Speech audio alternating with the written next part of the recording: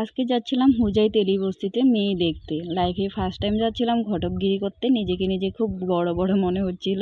তো যাচ্ছিলাম হচ্ছে আমি, বৌদি আর যেই ছেলের জন্য মেয়ে দেখতে যাচ্ছিলাম সেই ছেলেটা, আর সাথে ওর মা আর ওর একটা বন্ধু যাচ্ছিল। তো যাচ্ছিলাম হচ্ছে হুজাই তেলি বস্তিতে। তো চলো যাওয়া যাক, আর যেতে যেতে সুন্দর একটা কমেন্ট পড়া যাক। তো একজন আমাকে বলেছিল, তুমি কি তোমার বাপের বাড়িতেই থাকো নাকি? হ্যাঁ, আমি আমার বাপের বাড়িতে থাকি। আজকে 7 মাস হয়ে গেছে। আমার আর আমার হাজব্যান্ডের মধ্যে একটু মিসআন্ডারস্ট্যান্ডিং চলতেছে, যার জন্য আমি এখানেই আছি।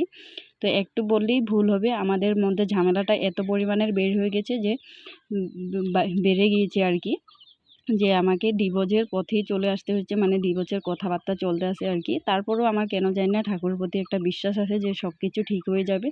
যদি ঠিক হয়ে যায় তাহলে এটা আমার পার্সোনাল ম্যাটার হিসাবে আমি রেখে দেবো, আর যদি না হয় তাহলেই সব কিছু শেয়ার করবো তোমাদের সাথে। তো একটা মেয়ে বিয়ের পরে বাপের বাড়িতে থাকা কত বড় কথা, যে মেয়ে থাকে ওই মেয়েই জানে। আর সবাই শুধু কিন্তু কুকুরের হাসিটাই দেখতে চায়, মনের কষ্টটা কেউ দেখতে চায় না। তুমি যদি তোমার কোনো কষ্ট কারোর সাথে শেয়ার করতে যাও, একদিন কি 2 দিন শুনবে, তারপরের দিন তোমাকে দেখেও মুখ ফিরিয়ে চলে যাবে। তাই আমি সবসময় চেষ্টা করি হাসি মুখেই থাকতে। কষ্ট হয় না যে এমন না, আমারও কষ্ট হয়, তারপরেও আমি কষ্টটা কাউকে দেখাই না।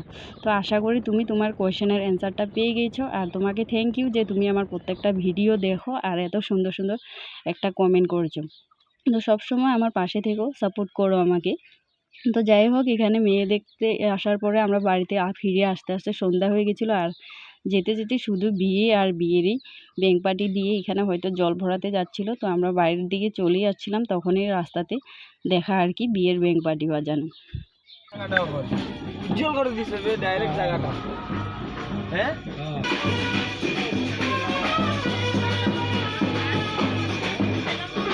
তো এইখানে আমরা একটা রেস্টুরেন্টে চলে এসেছিলাম বিরিয়ানি নেওয়ার জন্য। বনু বাড়িতে একাই আছে, আমি আর বৌদি। বনুই বাড়িতে, মা পাপাও নেই, যার জন্য ভাবলাম বাড়িতে নিয়েই বিরিয়ানিটা খাবো সবাই মিলে গল্প করে, তাই বাড়ির জন্য নিয়ে নিয়েছি।